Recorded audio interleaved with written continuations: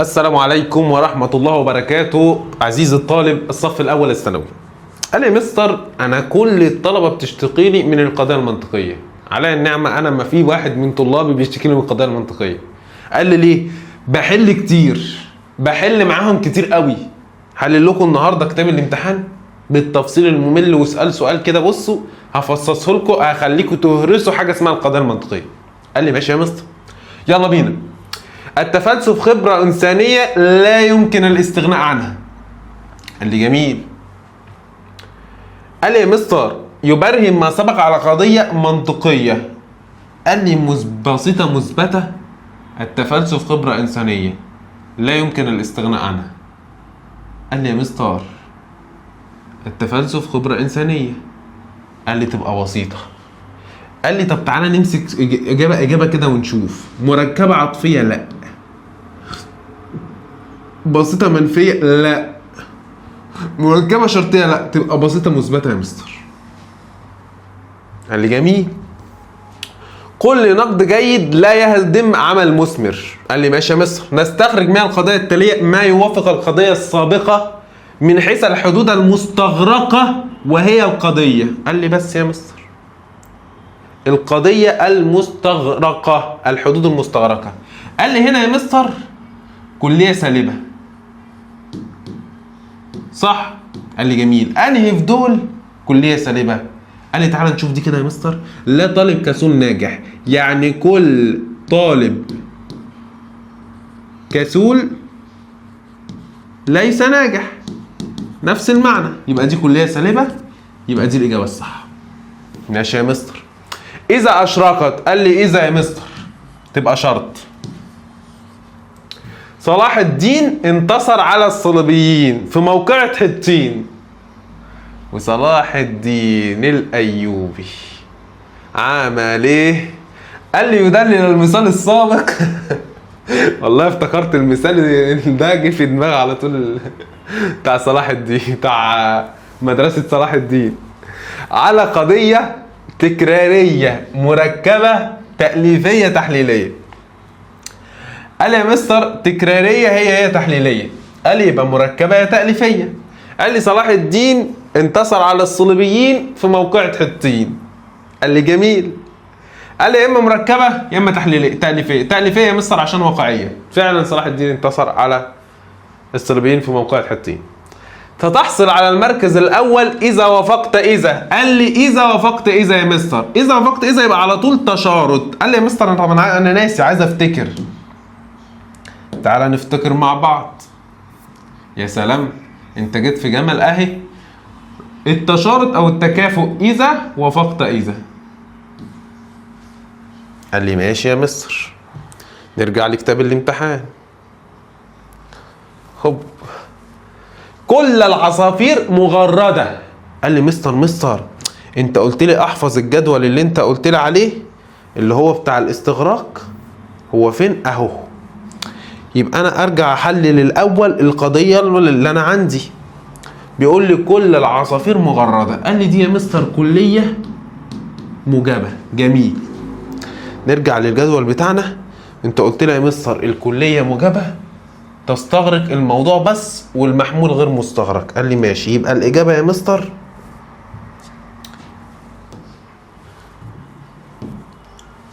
مستغرقة الموضوع فقط، عشان كل تشمل أفراد الموضوع كلها.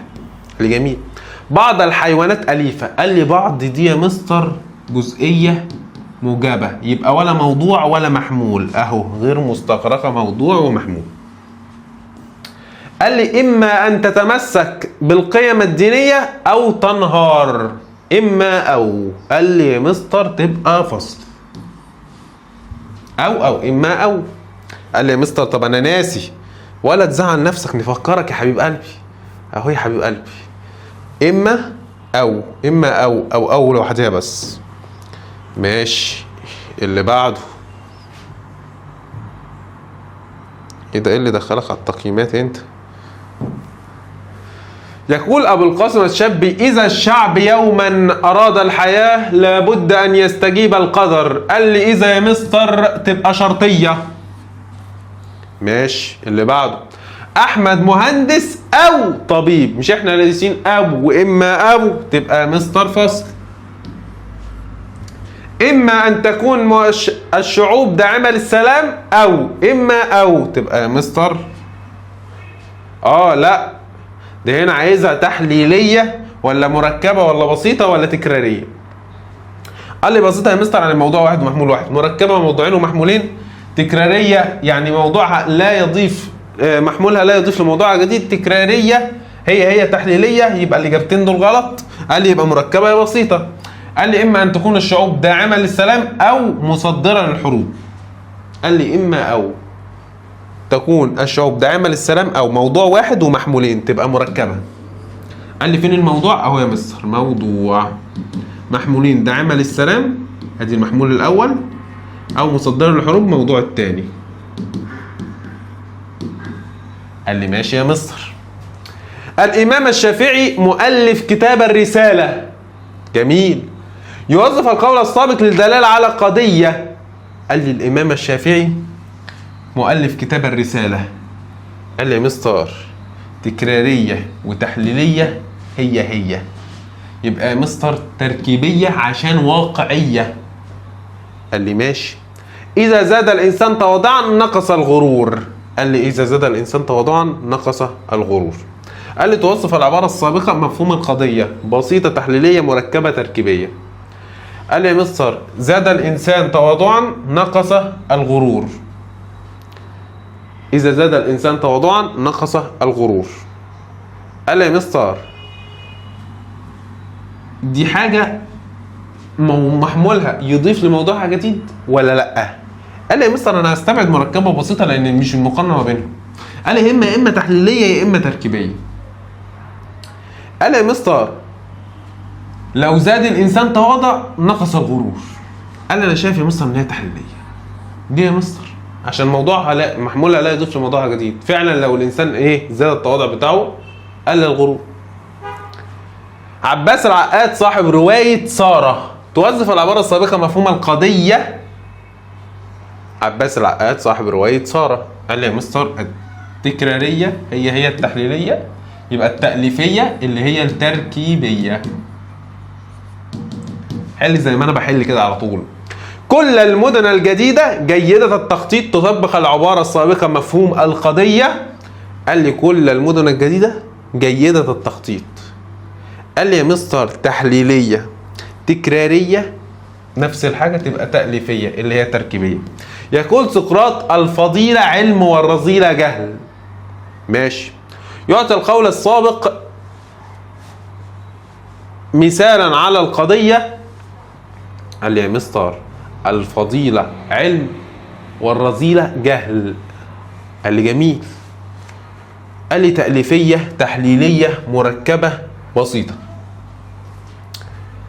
قال لي يا مستر تأليفيه محمولها يضيف لموضوعها جديد وواقعيه وتأليفيه.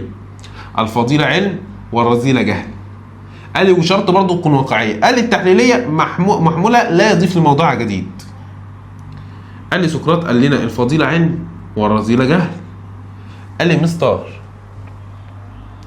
هي تنفع مركبه وتنفع تأليفيه، بس انهي الاصح؟ والله يا مستر المركبه اصح. ليه يا مستر؟ قال لي يا مستر عشان بوضوح ادي موضوع ادي محمول وادي محمول، 1 2. قال لي ماشي. كافة الشعراء أدباء. قلنا كافة دي يا مستر يعني كلية، تبقى كلية موجبة. قال لي لا مصري خائن، يعني كل المصريين ليسوا خائناء، يبقى كلية سالبة. قال لي يا مستر زي كل مصري ليس خائن. انت ترجمها بدماغك. هتقول لي مفيش ولا مصري خائن، يعني كل المصريين مش خاينين، يبقى يا مستر كلية سالبة. كافة الشعراء أدباء، كل الشعراء أدباء، يبقى كلية موجبة. كل ناجح في عمله غير مهمل. خدت بالك من ملحوظة غير؟ تسلب الحد ولا تسلب القضية. قال لي يا مستر يعني ايه كلية موجبة ولا سالبة؟ قال لي يا مستر بتسلب الحد، بتقدر على الحد، بتغلبه، لكن لا تسلب على القضية، بتبقى ضعيفة قدامها. غير بتبقى كشة كده قدامها. قال لي يبقى يا مستر كل تبقى كليه. قال لي موجبه يا مستر ولا سالبه قصدي ولا موجبه، غير يا مستر تسلب الحد ولا تسلب القضيه، وهنا عايز حكم القضيه تبقى يا مستر كليه موجبه.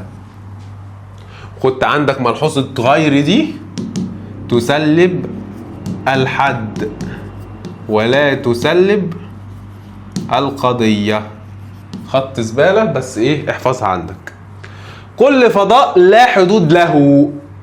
قال لي ماشي يا مستر، تصنف القضيه السابقه على انها كل فضاء تبقى كليه لا حدود له. قال له كل فضاء لا حدود له كليه موجبه يا مستر. بيقول لي معظم من لا يكذب يقول الصدق دائما. تصنف القضيه السابقه على انها، قال لي معظم تبقى جزئيه موجبه ولا سالبه يا مستر؟ لا يكذب يقول الصدق. قال لي لا يا مستر ما جاتش في الاول، يبقى جزئيه موجبه. يقول سيجموند فرويد معظم مشاكلنا اننا مجبورين على التعامل. قال لي معظم يا مستر تبقى جزئيه، مفيش اداه سلب تبقى جزئيه موجبه اهي. شفت سهله ازاي؟ كل تخريب هو عمل ليس في صالح. قال لي يا مستر كل تبقى كليه وليس تبقى سالبه. فين كليه سالبه اهي يا مستر؟ مفيش اتفه من كده. كل من لا يغش يتفوق في الامتحان. قال لي كل يا مستر ولا ما يجيش في الاول تبقى كليه موجبه. ليس منا مواطن خائن. ليس منا مواطن خائن. قال لي ليس مواطن خائن، ليس في مواطن خائن، يبقى كل مواطن ليس خائن. قال لي يا مستر تبقى كليه سالبه. ليست كل النقاشات مفيده. قال لي ليست كل. قال لي مستر انا خدت ملحوظه على ليست كل دي، تعال نفتكرها مع بعض. قال لي ليست كل يا مستر، ليست كل، انا فاكر ان انا خدت ملحوظه عليها.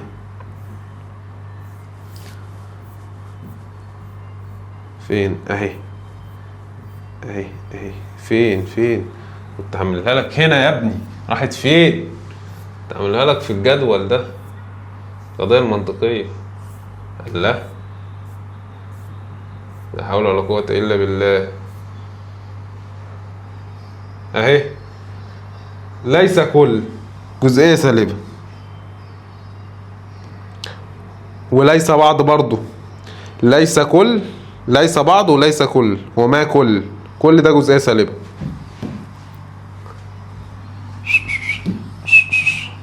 لا منطقي متطرف.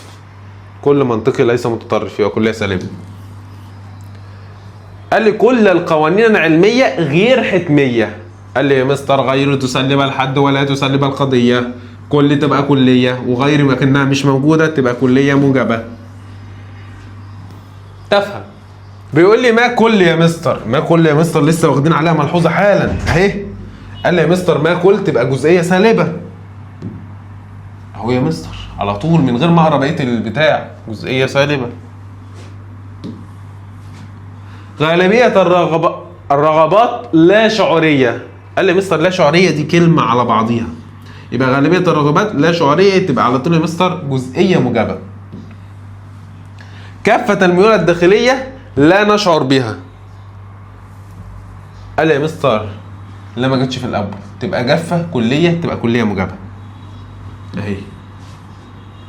ما كل الحلول ابداعيه تدل العباره السابقه على ما كل، لسه قايلينها جزئيه موجبه اهي، قاعده تجيلك في كل شويه. ما كل جزئيه سالبه.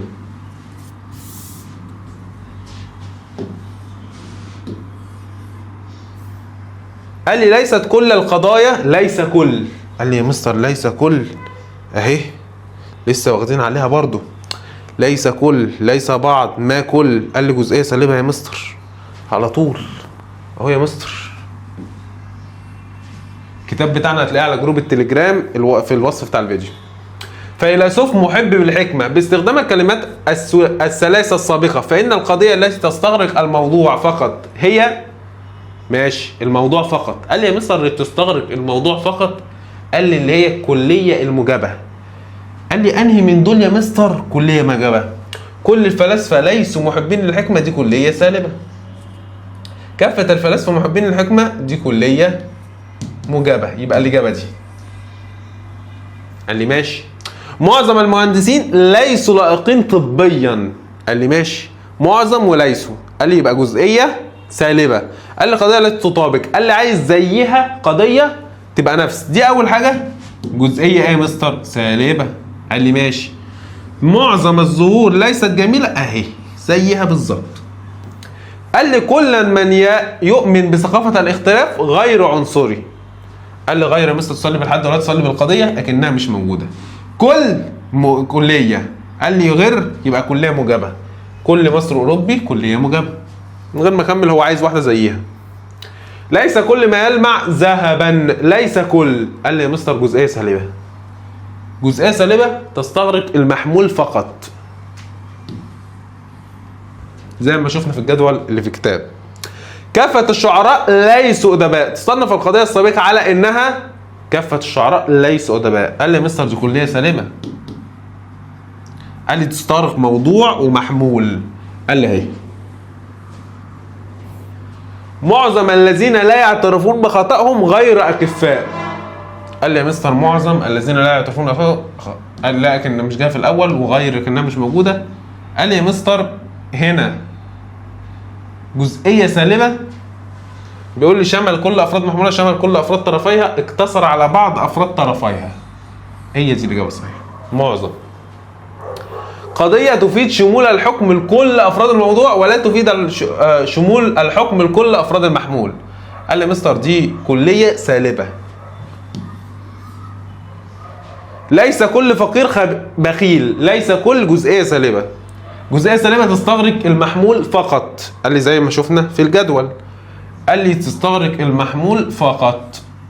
قال لي 5 من 10 طلاب حاضرين نجحوا في اختبار القدرات. يجسد ما سبق قضية تفيد. قال لي يا مستر 5 من 10 الطلاب نجحوا في اختبار القدرات.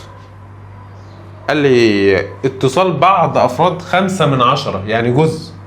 يبقى انفصال كل أفراد الموضوع عن كل أفراد المحمول اتصال بعض أفراد، هي دي بعض أفراد الموضوع ببعض أفراد المحمول، ولا اتصال بعض أفراد المحمول بكل أفراد المحمول بكل أفراد الموضوع. قال لي يا مستر دي ودي غلط. قال لي يا دي يا دي. قال لي 5 من 10 الطلاب حاضرين نجحوا في اختبار القدرات. قال لي اتصال بعض أفراد الموضوع ببعض أفراد المحمول. قال لي مستر دي الإجابة الأصح.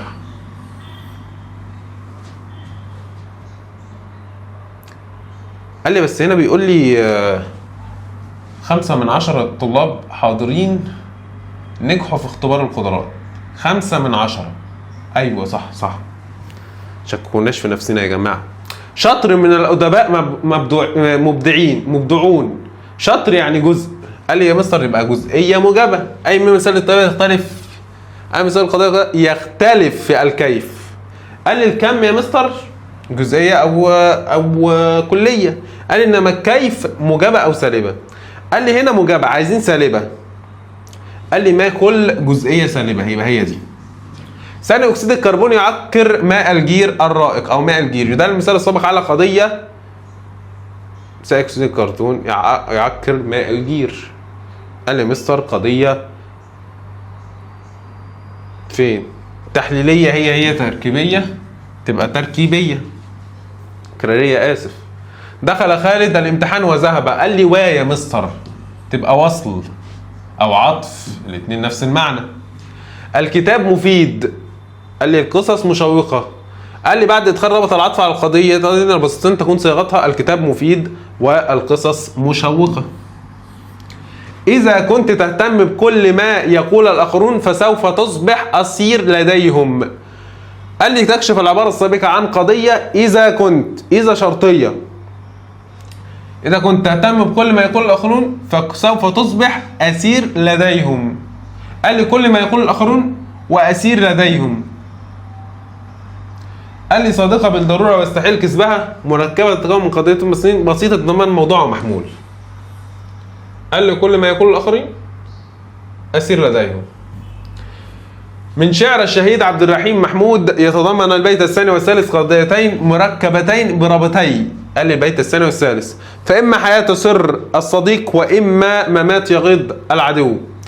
إذا قلت أصغى لي العالمون ودوى مقال بين الورى. قال لي إما أو فصل، وإذا شرط يبقى فصل وشرط. جليس صالح خير من الوحدة، والوحدة خير من جليس السوء. قال لي واه تبقى وصل. قضية منطقية محمولها خارجا عن موضوعها ونصل إليها من خلال المشاهدات والتجارب. أي الأمثلة التالية يطبق العبارة السابقة؟ قال لي قضية منطقية محمولها خارجا عن موضوعها ونصل إليها من خلال المشاهدات والتجارب.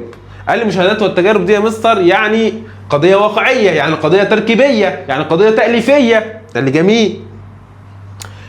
قال لي أي أمثلة يطبق؟ قال لي الدائرة مستديرة، اللوجين هي الفضة، الشمس ساطعة، البعيد قريب. قال لي يا مستر دي غلط، الشمس ساطعة. قال لي يا مستر لازم تكون واقعية، اللوجين هي الفضة. قال لي يبقى الشمس ساطعة. كل نظام يحترم إرادة الشعوب مرغوب. قال لي كل يبقى كلية موجبة. قال لي كل نظام يحترم إرادة الشعوب مرغوب. قال لي كل نظام موضوع يحترم إرادة الشعوب محمول، يبقى كلية مركبة كلية أهي، عشان موضوع محمول. القضية التي يشمل حكمها الموضوع فقط ولا يشمل المحمول. قال لي يا مستر يشمل حكمها الموضوع فقط، يبقى كلية سالبة. قال لي أنهي من دول كلية سالبة؟ أهي كل الأطباء ليسوا مخلصون لعملهم. قال لي طب تعالى ناخدها واحدة واحدة. 100% من الأطباء مخلصون لعملهم. قال لي دي كلية موجبة يا مستر. غالبية الأطباء مخلصون لعملهم. قال لي جزئية موجبة. غالبية الأطباء ليسوا مخلصين لعملهم. قال لي جزئية سالبة. قال لي وهنا في السؤال بيقول لي قضية لا يشمل حكمها موضوع فقط، يبقى كلية سالبة هي دي. قضية منطقية تفيد امتناع ثبوت المحمول للموضوع. ثبوت المحمول للموضوع ماشي. كل مخلص مجتهد في عمله. قال لي كلية موجبة. كل ناجح لا يهمل. كلية موجبة. كل الزواعف. كلية سالبة. قال لي تفيد ثبوت المحمول للموضوع. ثبوت المحمول للموضوع يعني ايه؟ ثابت. كل مخلص مجتهد في عمله. كلية موجبة. كل ما ليس جميل غير مرغوب. قال لي دي يا مستر كل ما او ما كل ما ليس جميل غير مرغوب. قال لي دي كلية سالبة. قال عندك دي كلية سالبة ودي كلية سالبة ودي كلية موجبة ودي كلية موجبة. قال لي كل ما دي جزئية سالبة.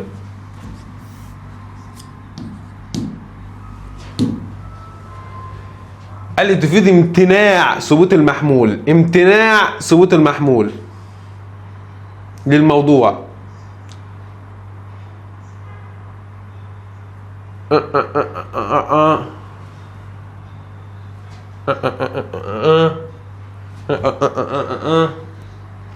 لا يبقى كده في حاجة غلط. هي المفروض دي الأصح، امتناع ثبوت الايه؟ المحمول. ودي كل ما ليس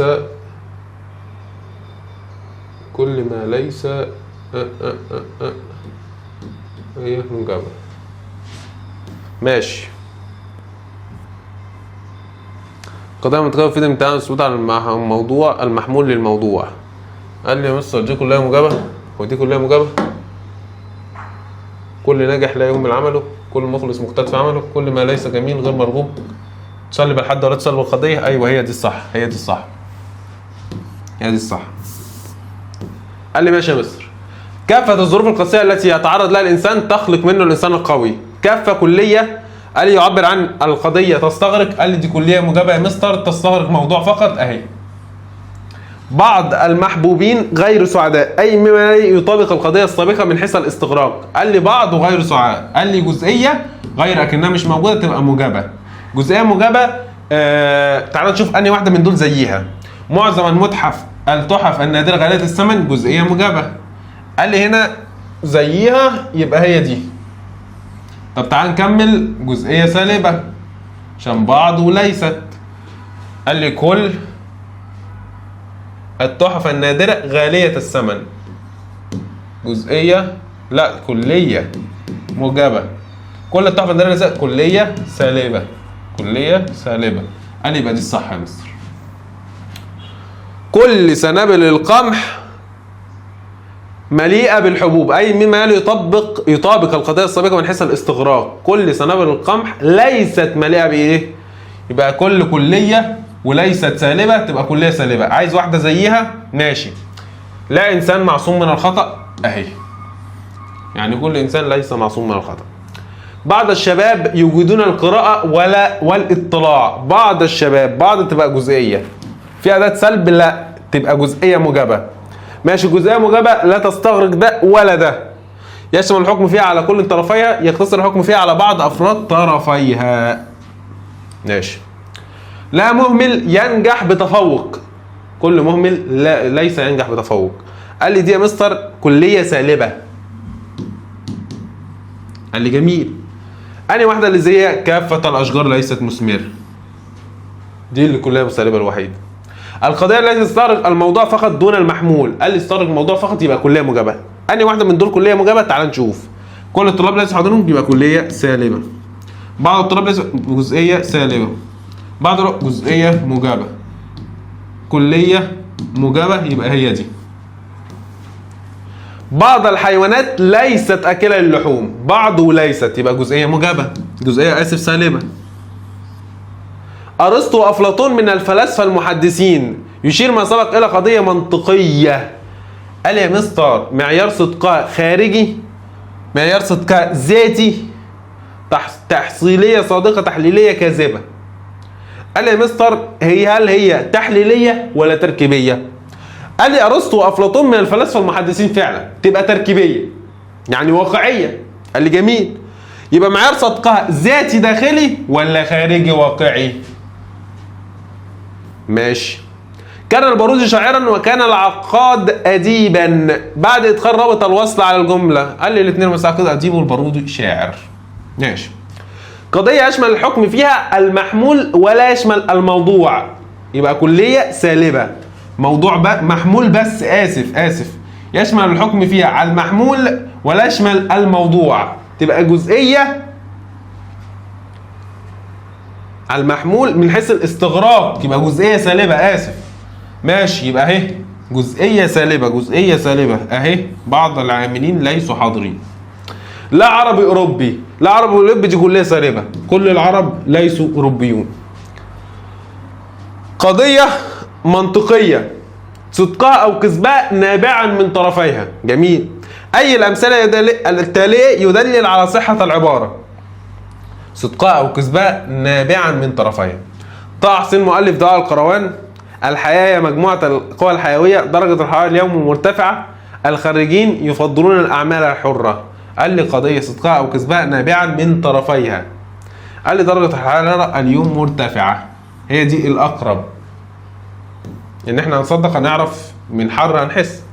اذا اخلص العاملون، قال لي اذا يبقى على طول شرط اللي هي اللزوم. المصور انسان مبدع في عمله. مصور انسان، المصور انسان موضوع مبدع في عمله. قال لي يا مستر قال لي محمولها يضيف لموضوعها تحليليه ولا تكراريه؟ قال لي الاثنين زي بعض يبقى لا. طب بسيطه ولا مركبه؟ قال لي المصور انسان، ادي محمول وادي محمول مبدع في عمله وادي موضوع، يبقى هي دي. كل المصريون يحبون الاحتفال بالاعياد القوميه. يعبر عن قضيه تستغرق. قال لي كل المصريون يحبون الاعياد القوميه. قال لي كليه موجبه تستغرق موضوع فقط اهو. الحاكم اما ديمقراطي عادل او تبقى فصل. قال لي دعا ارسطو، دعاء مين مش عارف ايه اللي انا بقوله. دعا ارسطو الى تجديد الفكر الانساني في العصر الحديث.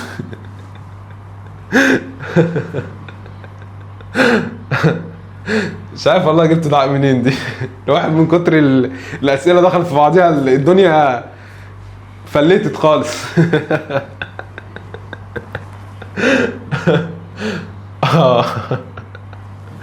دعا ارسطو الى تجديد الفكر الانساني في العصر الحديث. قال لي ماشي. يشير ما سبق الى قضيه منطقيه صادقه لمطابقه الواقع الخارجي، كاذبه لتناقض طرفيها، كاذبه لمخالفه الواقع الخارجي، صادقه لاتساق طرفيها. قال لي صادقه لمطابقه الواقع الخارجي. ارسطو فعلا كان كده. الاطفال هم صغار السن. قال لي يا مستر محموله استطلاع احتمالي متغير غلط، تأتي عن طريق المشاهدة، محمولة تعريف لموضوعها، محمولة تعريف لموضوعها، هي دي الأصح. كده لما خلصنا أغلب الأسئلة الاختياري برضه في وقت بسيط، حاولت أنجز لك سريعا ودعاء دي والله جت كده غصب عني. وأشوفكم الفيديو الجاي، والسلام عليكم ورحمة الله وبركاته.